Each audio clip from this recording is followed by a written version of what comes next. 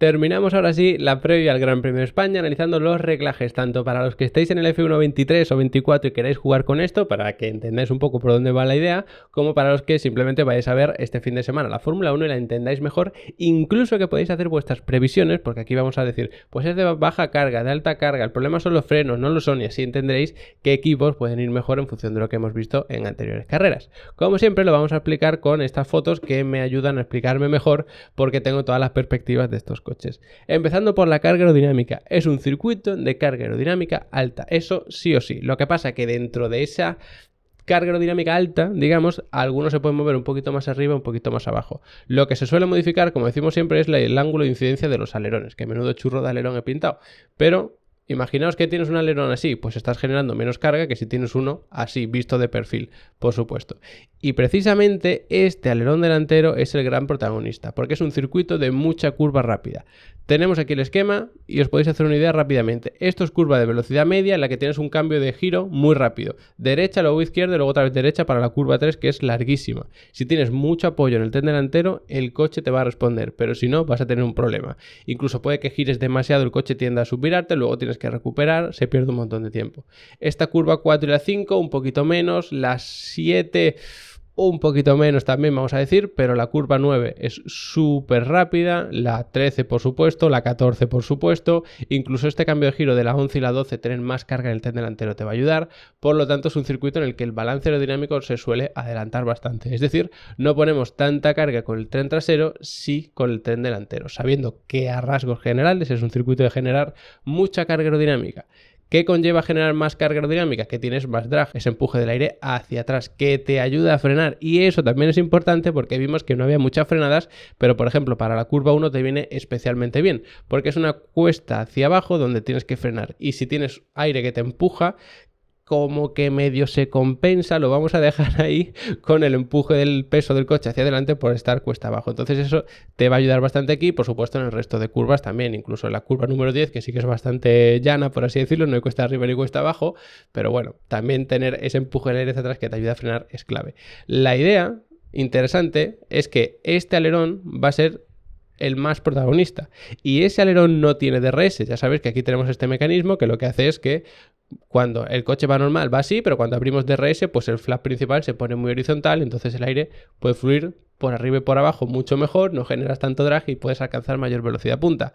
Fijaos que tenemos una zona de DRS aquí, que esto lo veíamos también en otros vídeos, y la más importante que es esta.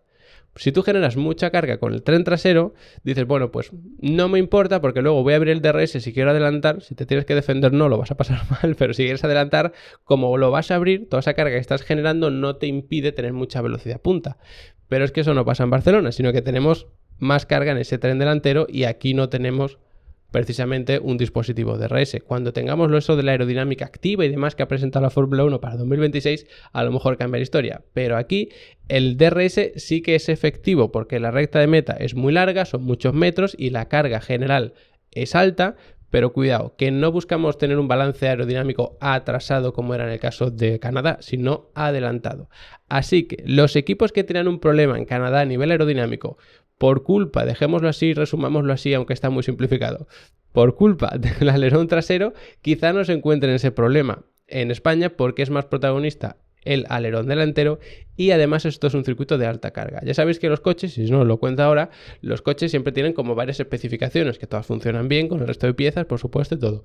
Pero tienes como varias especificaciones. Tú llevas a España un alerón trasero que luego puedes regular, pero llevas otro distinto a Canadá. Entonces, si tu alerón bueno, por así decirlo, es el de alta carga, aquí también van a cambiar bastante las cosas, independientemente de si lo regulas para tener un ángulo de incidencia mayor o menor. Muy interesante, por supuesto, el tema de la carga aerodinámica. Y tiene que ir de la mano, como no puede ser de otra manera, de las suspensiones.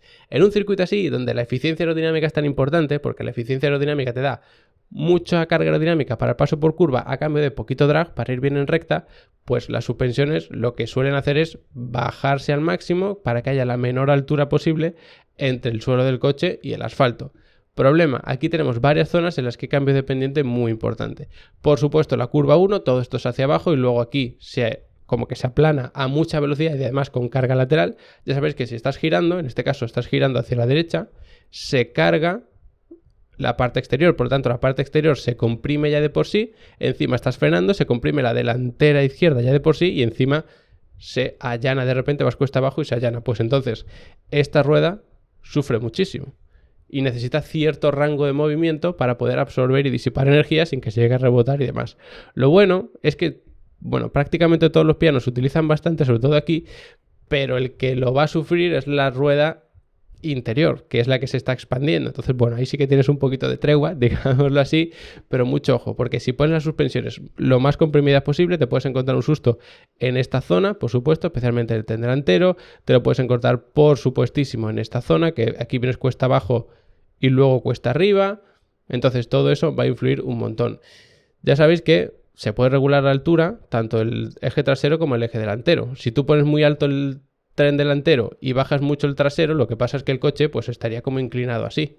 Y eso lo que pasaría es que el peso del coche realmente se está yendo hacia atrás, ¿vale? Entonces cargarías más el coche detrás, no se suele hacer en Fórmula 1 esto, y además siempre nos estamos moviendo en rangos de milímetros, o sea, no penséis que me voy a poner de repente una altura enorme delante y muy bajita detrás. Quizás sí que sufre un poco más el tren delantero en ese sentido, pero claro, cuando tenemos una cuesta abajo y luego cuesta arriba, el tren trasero también necesita tener mucho apoyo y mucho rango para poder conservar ese buen apoyo, por supuesto. Y aquí también me preocupa un poquito Red Bull, que parece que en Canadá tenía problemas porque querían llevar el coche muy bajo, tenían problemas para pasar por los pianos, y esto es un circuito en el que si tienes el coche muy bajo y quieres pasar por los pianos, que lo normal es querer hacerlo, puedes sufrir bastante. Así que quizá por ahí tengamos esa incógnita con Red Bull. Y luego sí que es cierto que es un circuito en el que poner un poquito de convergencia en el tren delantero antes te ayudaba más, incluso convergencia detrás, que es como este ángulo que se pone así en las ruedas, y antes te ayudaba más sobre todo por el último sector, porque antes el último sector, en vez de tener estas curvas, pues tienes aquí como varias curvas así muy cerradas y tal, y en esas curvas de baja velocidad tener cierta divergencia delante te ayuda a que el coche sea un poquito más nervioso. Como explico siempre, o intento explicar siempre, intentan desestabilizar el coche, es decir, que se vaya para un lado o para otro. Y eso es lo que tú quieres cuando entra en curva. Y luego, convergencia detrás, lo que te ayuda es a estabilizar el coche cuando das gas. Si tú tienes un sector de baja velocidad y lo que quieres es salir rápido de curva muy lenta, tú quieres que el coche sea estable, porque a esa baja velocidad, cuando vas en segunda, pegas un acelerón, con un Fórmula 1 el coche tiende a ponerse nerviosísimo, porque es una tracción trasera, tiene el empuje en estas ruedas traseras. Entonces hay que tener cuidado con eso en el circuito de Barcelona, pero ya no tanto. ¿Por qué? Pues porque ya no tenemos ese sector tan cerrado. ¿Te puede ayudar? Hombre, te puede ayudar, por ejemplo, la curva 5, te puede ayudar en la curva 10, pero ya que vamos a poner bastante carga aerodinámica, pues sinceramente, para todo el circuito, vas a penalizar mucho la recta. Si llevas mucha convergencia, mucha divergencia, quizá te ayude un poco en las frenadas, pero en la recta te puede perjudicar. Y si tienes un problema de velocidad punta precisamente por ese drag que estás generando ya de por sí, eso te puede matar. Que por cierto, no lo he dicho, pero os lo cuento ahora. Si tienes más carga aerodinámica, aquí vas a perder mucho tiempo, pero es que en el resto del circuito vas a ganar tiempo. Incluso en esta recta, porque vas a poder hacer más rápido esta curva 9 para la que hay que levantar un poquito el pedal del acelerador, y si haces esto más rápido, todo esto lo vas a hacer a mayor velocidad. A partir de aquí, pues más o menos la mitad, quizá ya pierdas tiempo, pero si has perdido tiempo en esta mitad, a cambio de ganarlo en esta, más la curva, lo normal es que te salga rentable. Así que es en esta recta donde se pierde bastante tiempo, así que ojo con esto de los sectores que veíamos ya hace unos cuantos días, que quien tenga drag va a penalizar sobre todo en el primer sector, también un poquito en el tercero por supuesto, pero sobre todo en ese primer sector. Y ya para terminar hablamos de frenos. Es un circuito en el que la refrigeración, lo veíamos ayer, no es crucial. Es decir, los conductos de refrigeración de los frenos que se ponen por aquí pues no deberían ser enormes, porque sí que se puede refrigerar bastante bien. Tenemos aquí una frenada, aquí otra flojita, aquí otra. Entonces no es un circuito de estar todo el rato tocando el freno y demás. Incluso tenemos pues mucho espacio entre las curvas para que se puedan refrigerar. Y además, cuanto más aire dediques a llevarlo aquí, más drag estás generando y más pérdidas por aerodinámica vas a tener, es decir, la eficiencia aerodinámica del coche va a empeorar, porque tú la carga aerodinámica vas a generar la misma o menos a cambio de generar más drag. No porque quieras, sino porque lo que quieres es refrigerar los frenos y eso es meter aire a los frenos y eso evidentemente pues genera drag. Así que mucho ojo con esto. Y otro detalle importante, quizás sea un circuito en el que el balance de frenos se adelante en unas zonas y se atrase en otras. Si no, yo recomendaría, a ver, los que estéis en el F1 23 o 24 y tal, si vais a estar todo el rato tocándolo porque no os importa, en una zona se adelanta y en otra se atrasa. Pero si lo vamos a dejar siempre igual, yo lo pondría bastante estable. Y me explico. Para la curva 1 sí que es quizá mejor un poquito más adelantado, todo porque tenemos más cargado el tren delantero, encima es cuesta abajo. Lo normal es que te beneficie eso. Frenadas muy fuertes, balance adelantado. Frenadas de toque de freno, un poquito más atrasado para que el coche se cruce rápido. Entonces eso te va a interesar, por ejemplo, por aquí, te puede interesar incluso en la curva número 5, te puede interesar por aquí en la 14 si es que tienes que llegar a tocar el freno, que lo normal sería que no. Pero luego el resto de frenadas sí que un poquito más adelantado.